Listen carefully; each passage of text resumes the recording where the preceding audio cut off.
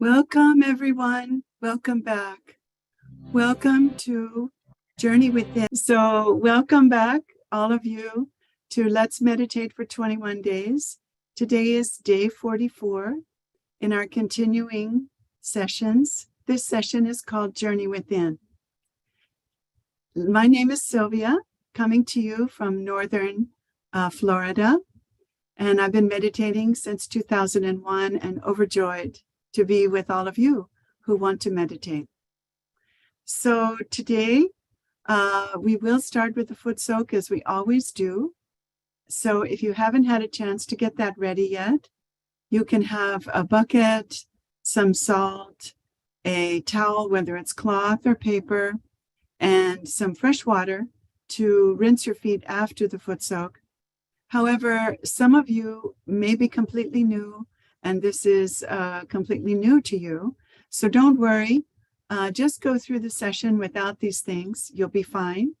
And you can always watch the video later because every session is recorded. Also tonight, we will be working with the candle. Again, if you're brand new, just go along with the program with an open mind.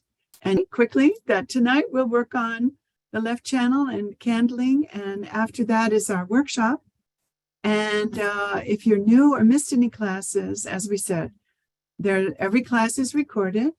And you can get one-on-one help or get answers to your questions in the breakout sessions, the workshop after tonight's class. So we've got your back. So with that, we'll introduce our presenter for tonight. Hi, Kristine.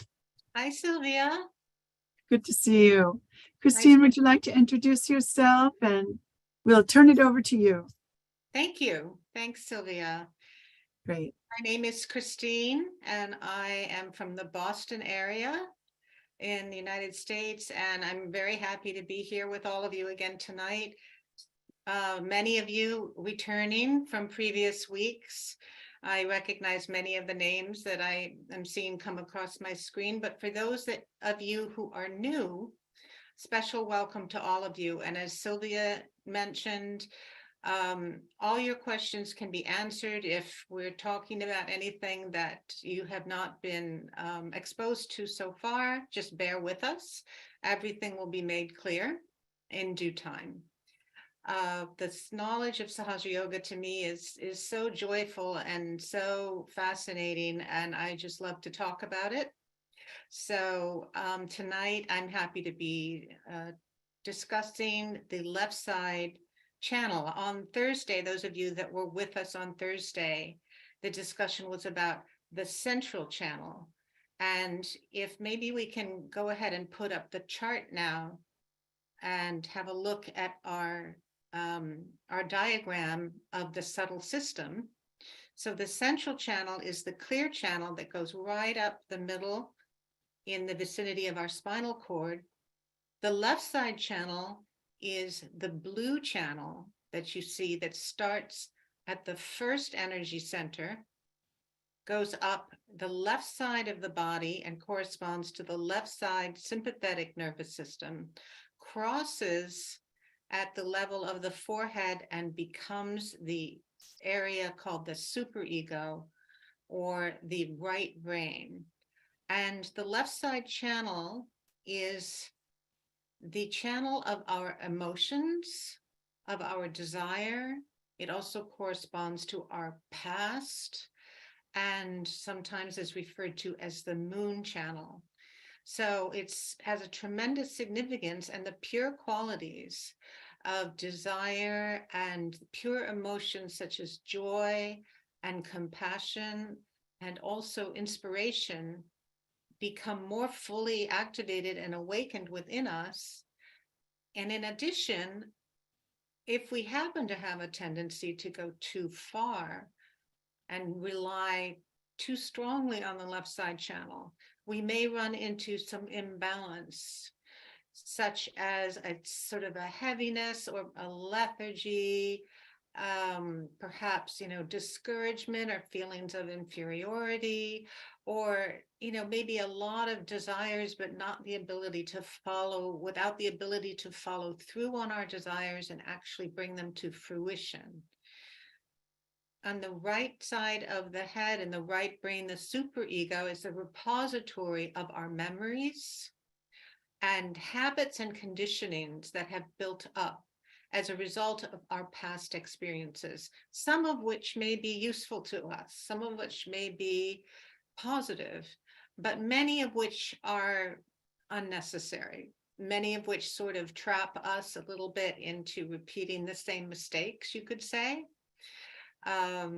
So we want to keep that right brain area, that superego, also in balance and in proportion to the left brain, we could say, and in proportion such that it does not create an obstacle to the awakening and the rising of our mothering energy, the Kundalini energy, which needs to pass through right? It needs to pass through and reach this point on our head, the seventh center. If the right brain or the left brain become sort of swollen and, over too filled up with, you could say, conditionings or anything else, that results in a block, that results in a bit of an obstacle for the Kundalini to actually make its way all the way through to the seventh center. So balancing this center is very important. And we have a very wonderful tool that we can use for that, which I'd like to talk about. And just, we can maybe take the diagram down and I'll show you some of the techniques that we can use. So we've talked about how we use the elements for cleansing. And of course, the Footsoak is using the elements of the water and the salt, which represents the earth. The left side, if we happen to have an imbalance on the left side, the candle is extremely useful for correcting that imbalance. And I'll show you some of the things that we can do with the candle. The first thing that we can do, and which we maybe have already been using, is just to set a candle up in front of us that we can gaze at while we meditate. It creates a focal point for us, and which is actually very helpful for this center. If we gaze in a relaxed way at the candle flame, it can clear this area, this sixth center on our central channel, and actually help us to calm down our thoughts. So, and we know that when we light a candle in a room, immediately that helps to clear the air, right? So it has a purifying effect. The candle is a purifying force which itself does not become impure. When it burns off impurities or negativities, that's it, they're gone. The candle itself does not become impure, like in the way that our Footsoak might. We're foot soaking, the Footsoak does its job, it draws out impurities or negativities, but then we have to dispose of the water because the water has taken those impurities on. The candle flame does not become impure when it cleanses our left side.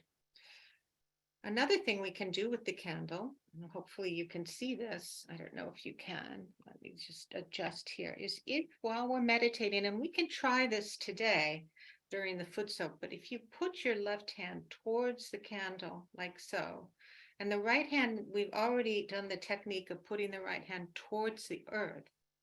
Usually we put the right hand towards the earth, our left hand is on our lap, but if we add the candle, put our left hand towards the candle and our right hand towards the earth, the candle will help to draw out anything that is like a heaviness or a block on the left side channel, any excess of emotions, maybe depression, anything that may be troubling us from our past. The candle will burn that off very effectively with our right hand towards the ground. And so we get sort of the dual effect of both the earth and the flame helping us. The other thing that we can do with the candle is sort of sweep it along our left side channel, like so. So again, what we're doing is we're burning off any negativities or imbalance on the left side where things tend to become heavy. We get kind of maybe a mental fog. And this movement, of course, you have to be careful. You don't want to be spilling wax or anything. This movement along the left side channel will help to correct that imbalance. You can even take the candle across. Let me just adjust my screen one more time. You can even take it across and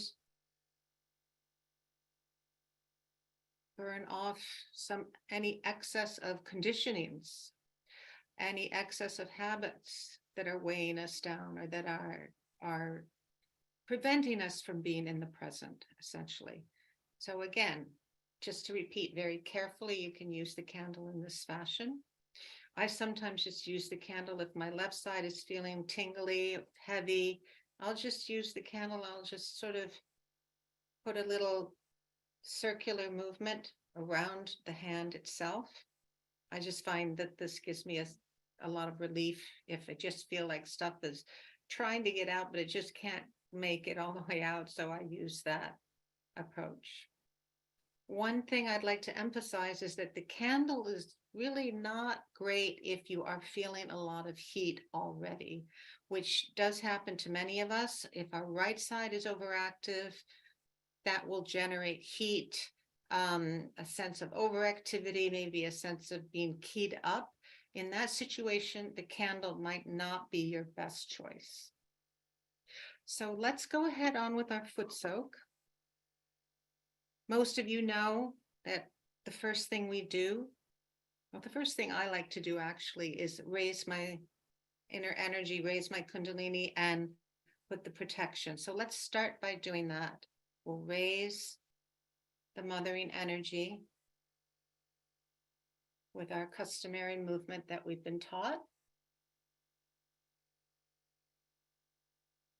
We do that once and then again,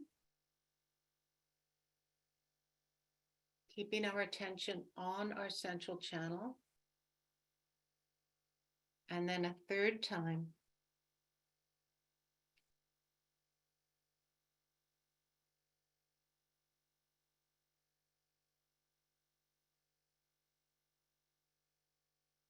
And we can tie 3 knots the third time, and then we're going to wrap this protection around ourselves from left to right. Make a rainbow around ourselves. You could say, or create a sacred space for ourselves. And we do this 7 times. 1 for each energy center.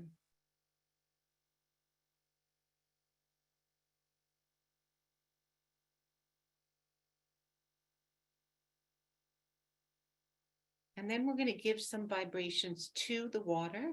So if this were my bowl of water, because you can't see my foot soak bowl, if this were the bowl, we're just going to use this circular motion again to give vibrations, give positive energy to our foot soak bowl. So we can do that now.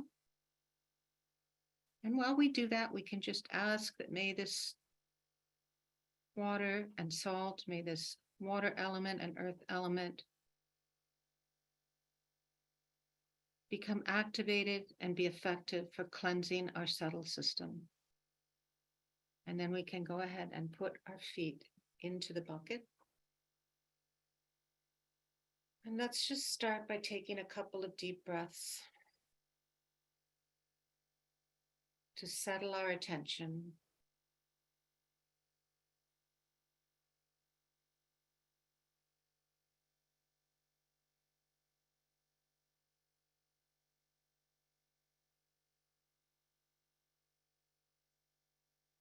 And checking to make sure that we're physically relaxed.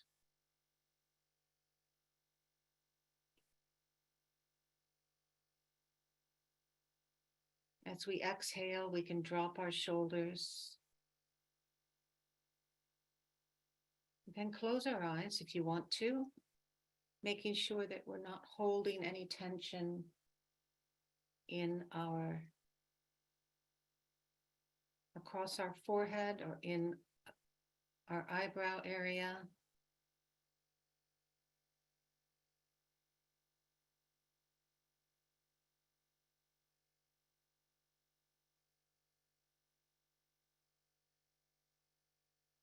Again, we're not trying to meditate. We are allowing ourselves to go into meditation.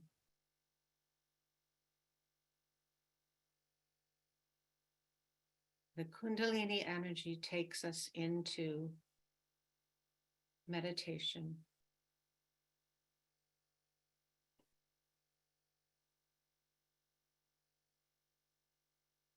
And now, if you want to, if you have the candle nearby, and you would like to point your left hand towards the candle flame and drop your right hand towards the earth.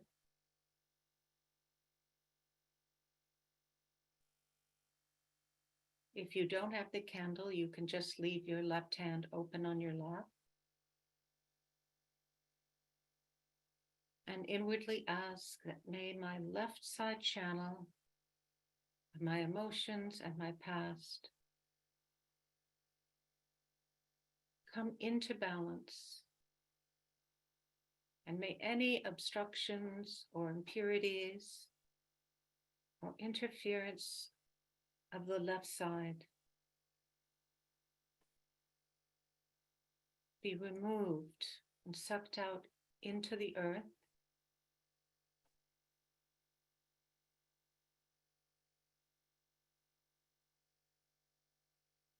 or burnt off through the element of the flame.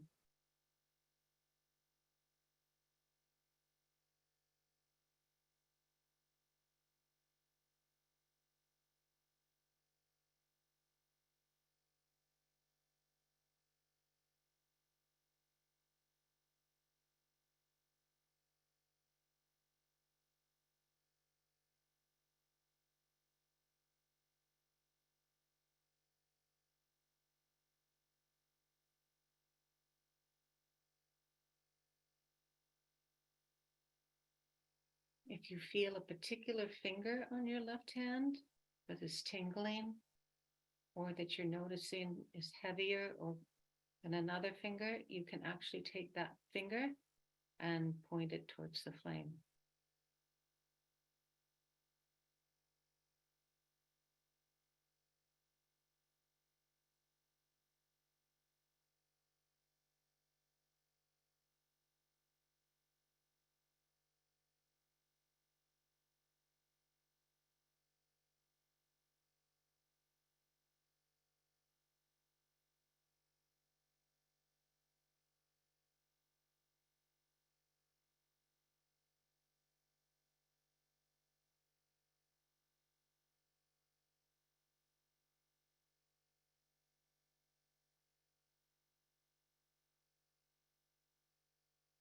And then we can put the candle aside.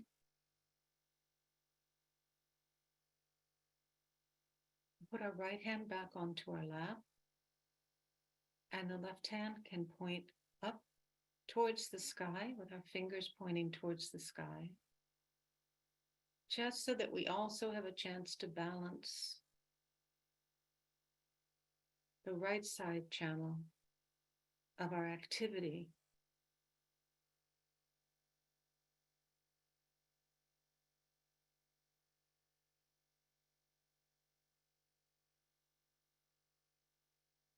By releasing any heat or, again, any obstructions or impurities into the air element.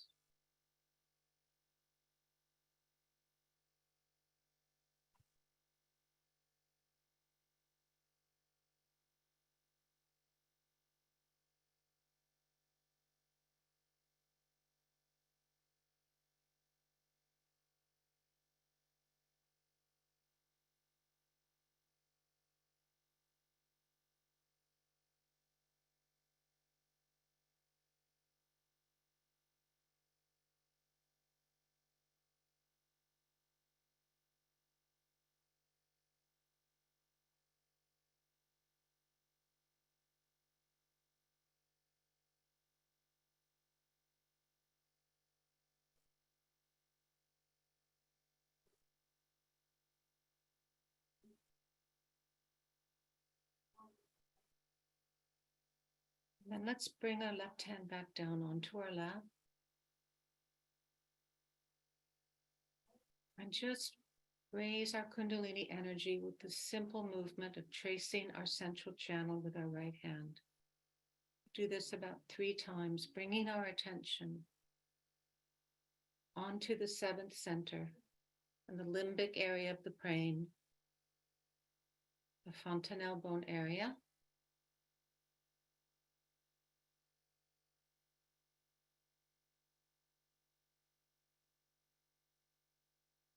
Above our thoughts. And we can give a little bit of a massage to this 7th center with the center of our palm on the fontanelle bone area.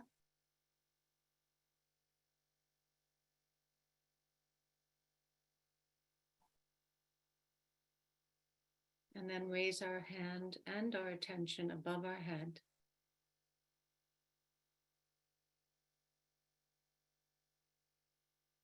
Bringing ourselves into that state of thoughtless awareness.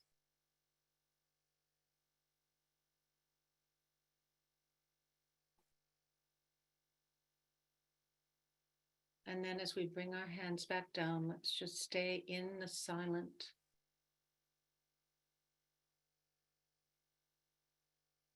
thoughtless state for another minute.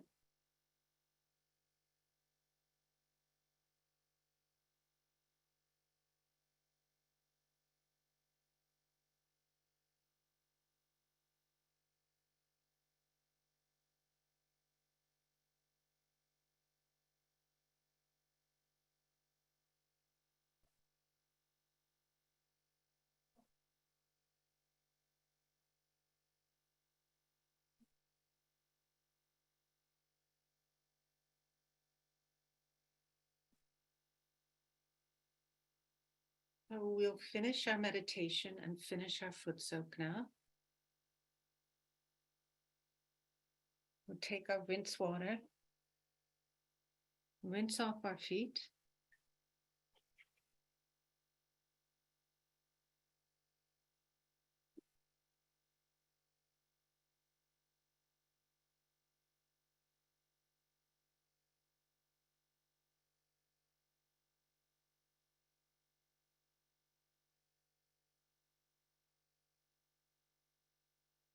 And then put your Footsoak bowl aside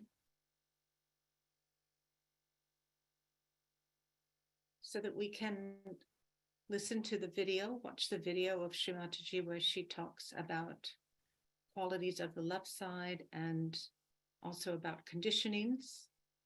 So as we watch the video, we'll try to stay in a thoughtless state, stay in a meditative state, to absorb and have the best chance for understanding and benefiting from the video.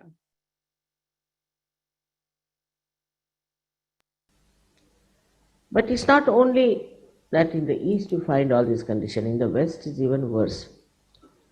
For example, they have clubbing. Now there are clubs where people wear particular type of clothes. It's a club. Now if they wear something else, then everybody will laugh at it.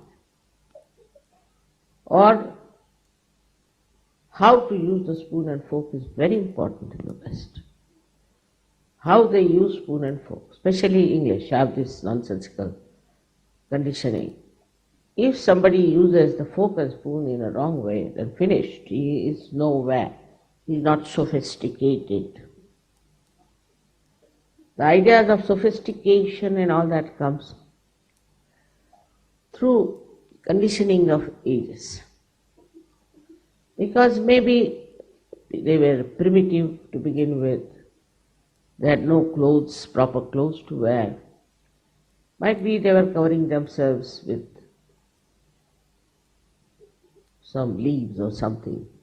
I mean, only hundreds of years back. So now they have jumped to the other side, very particular about their dress, very particular about fork and spoon. And they just can't bear something that is different. I don't like that, is very common there. I don't like. I don't like. Now, they came to India. We don't like. What we don't like? We don't like the way Indians dress up. All right? You dress up the way you like. Let Indians dress up like they like. Now, why do you think that your dress in England will suit here in India, which is such a hot, hot, hot country? But no, this is how we are. It's quite funny the way they have. And this conditioning goes on into such a deep manner that nobody sees the stupidity behind it. For example, if the Queen has invited you, you must wear a tailcoat. And now it's very expensive to have a tailcoat. Now, they have to go to a particular shop to borrow it. Sometimes they are loose and sometimes they are tight. I have seen people coming to these parties, Queen's parties. I could never recognize them because somebody looked like Charlie Chaplin, or somebody looked like Laurel, or somebody like Hardy. I could make out who are these people. Then I was told that's such and such ambassador. Oh my God, I know him very well. What has happened to him? They cannot walk straight. Their gait changes because of the clothes which are so tight sometimes and sometimes so loose. But you have to wear. All these formal ideas come to us as a kind of a part and parcel of you because you accept all these conditionings. So the other side, it goes to that we'll abandon all this. We don't want all this, anti-culture.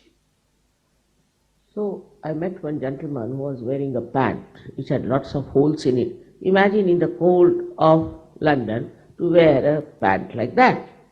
So I said, why do you want to wear a pant which has holes? He said, this is a holy pant. Holy? My goodness, it will give you varicose veins. It's horrible. What's wrong? We are anti-culture people, so we are taking now to holy pants. I mean, such stupid people are not only who are uneducated, but very well educated people, highly placed people are so conditioned. And this conditioning has caused so much damage to human beings. Spirit cannot be conditioned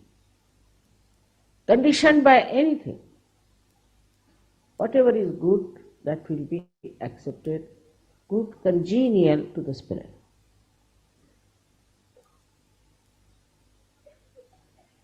It's a different attitude of a person who is spiritual. Like we had people here, I know they are not very comfortable. Some of them are put into the stands here and there, but they are enjoying because they are enjoying the spiritual atmosphere. They don't care where they sleep, where they live, what they have. This is all because you have entered into the kingdom of God. But those who have not, so much worried, this is not good, I want this way, that way, all material happiness they seek, trouble everybody, criticize everybody, get angry with everybody. But actually, they haven't got spiritual joy.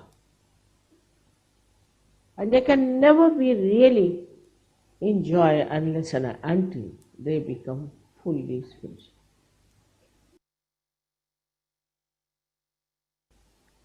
Now conditioning also should be seen. Am I a conditioned person? If my conditioning is there, then is it a good conditioning or a bad condition? At least you should have good conditioning. But even that, to an extreme if you go, you can create a problem for yourself and for others. Most of these rituals and things started as a good condition. Then it became like a trap. And they could not get out of it. It's a part and parcel of it, one has to accept. Then what should we do? We should not react. Just see the drama. And you'll be surprised. Without paying anything, without going to any theatre, every moment you can see the drama going on before. Which is so enjoyable. Whether it is absurd, whether it is ridiculous, whether it is a sort of a, as you see in the films, you see beating somebody and all that. You just see it and you do not see.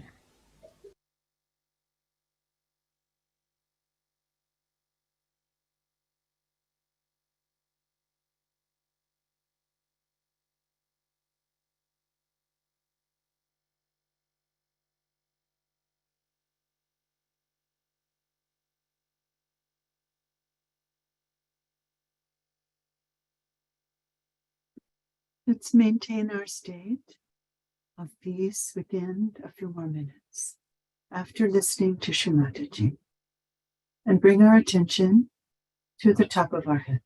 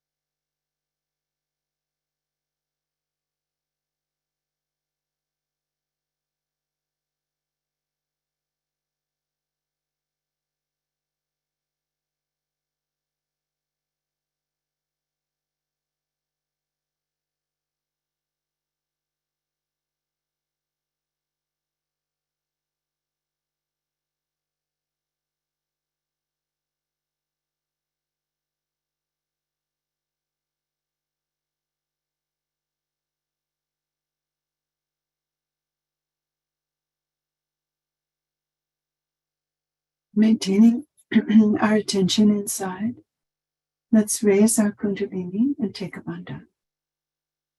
Right hand goes around the left as the left rises. And look up when we tie the knot.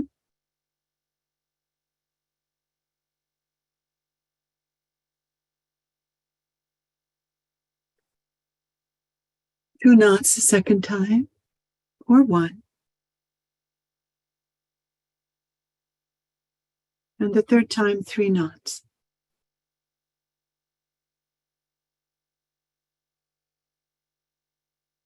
And now the bandhan. Left hand is open on the lap, and right hand makes, as Kristine said, our protection, our rainbow. From the left hip over the top of the head down to the right, up the right, over the top of the head, down to the left. 5 more times for 7.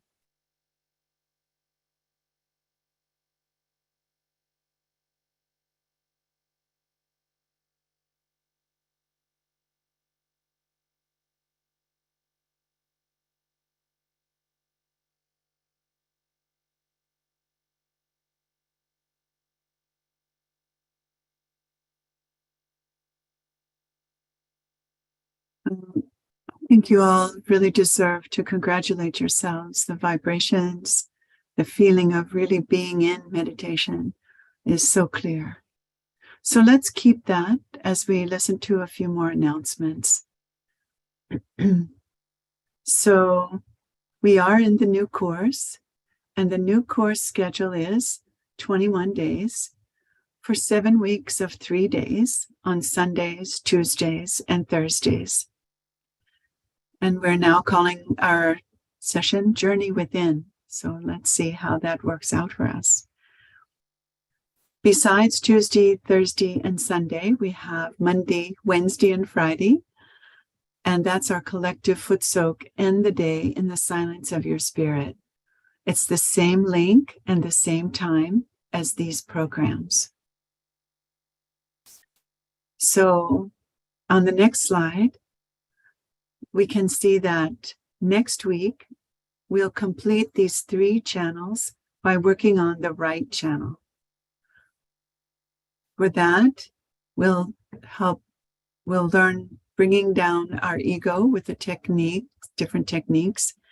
And the one thing we can have in advance is an ice pack. You might just have a baggie with a few pieces of ice in it. You can get a block of ice somewhere, or one of these blue ices or an ice bag. So if we can have that for next Tuesday, the 25th, that would be very good. So as you may be familiar, we have a lot of resources to support you because we want you to have a full, completely wholesome experience. So if you haven't requested a mentor, please do. A mentor is your one-on-one Sahaja Yoga teacher for questions and to share meditation times with. Can be just an invaluable partner in your journey. If you already have a mentor, but it's not working out in terms of timing, don't feel shy. You can definitely request another mentor. If one mentor is not enough and you feel like you need two because of timing or whatever it is, you can also request a second mentor. So the links for requesting mentor, you'll find in the Zoom chat. Also in the Zoom chat will be the link to join our WhatsApp community. That way we can keep you apprised of the links and the timings. And also there's a daily message, hopefully, to inspire you and make you feel like you are part of a spiritual community. Also, as you may know now, all of these sessions are recorded, and that link will also be in the chat. And you can refer back for music, you can refer back for conversations, for techniques, anything at all. These recorded sessions are meant to be of great value to you. So now we've reached the time to enjoy our entering into our workshop period. So just a few things to mention there. Tonight, Sunday, is our workshop night. And the workshop groups are one experienced Sahaja Yoga teacher and maybe 3, 4, 5 of you. It could be that you start out in a group of 5 and you get switched down, or you start out in a small group and some more people come in. So please don't mind us if we put you in one group and then we shuffle you. It'll just take a few minutes, but let's try to keep our attention watching the game. As was mentioned by Shri Mataji, we're just watching everything as a witness, and we'll settle into the meditation as soon as possible. We get everybody sorted. On Tuesdays and Thursdays, we do also have breakout rooms at the end of the session, after the 1-hour session. And if you want to, you can talk to your mentor, and maybe those are good times to meet your mentor. You can request to meet your mentor one-on-one in a breakout room on Tuesdays and Thursdays. That's one option. Or you can meet a new person, a new Sahaja Yoga practitioner as a teacher for you on one-on-ones on Tuesdays and Thursdays. Whatever works out, but those are some options. So you get plenty of support.